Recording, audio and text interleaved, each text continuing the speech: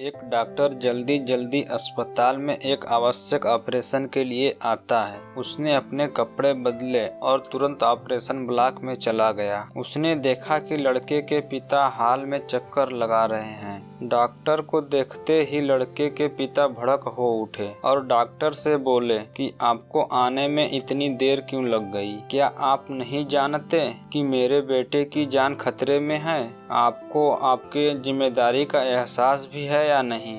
Doctor ने मुस्कुराया और फिर बोला, माफ कीजिएगा, मैं अस्पताल में नहीं था, इसलिए मुझे जितना जल्दी हो सका मैं आ गया। अब मैं चाहूँगा कि आप शांत हो जाइए ताकि मैं अपना काम शुरू कर सकूं। लड़के के पिता कहते हैं कि मैं शांत हो जाऊं? अगर ये तुम्हारा खुद का बेटा होता तो तुम क्या शांत हो जाते? अगर तुम्हारा बेटा अभी मर जाए तो तुम क्या करोगे? लड़के के पिता ने चिल्लाकर पूछा। डॉक्टर फिर मुस्कुराए और बोले कि मैं वही करूँगा जो बाइबल में लिखा हुआ है, हम मिट्टी से आते हैं और मिट्टी को लौट जाते हैं। आप जाइए और अपने बेटे के लिए प्रार्थना कीजिए। भगवान की कृपा से हम अपनी तरफ से सबसे अच्छा करने की कोशिश करेंगे। उसके बाद लड़के का पिता बड़बड़ाया और बोले कि बहुत आसान होता है सलाह देना जब खुद का कोई लेना देना नहीं होता है। कुछ घंटों के ऑपरेशन के बाद डॉक्टर खुश हुआ और ऑपरेशन थिएटर से बाहर निकला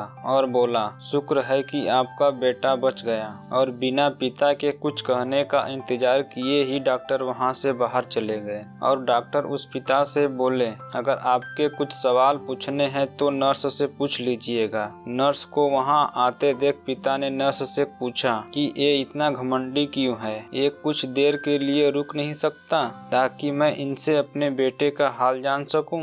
नर्स ने उन्हें बताया कि कल इनके बेटे का एक रोड अपघात में निधन हो गया और वो उन्हें दफनाने गए हुए थे, और जब हमने उन्हें आपके बेटे के ऑपरेशन के लिए उन्हें बुलाने भेजा तब वो आपके बेटे का ऑपरेशन करने के लिए वहां से निकल आए। दोस्तों, इस कहानी से हमें यह सीखने को मिलता है कि हर परिस्थिति में शांत रहें ताकि आप अपने लिए बेहतर निर्णय ले सकें, चाहे वो जिंदगी में हो या आपके व्यवसाय में हो।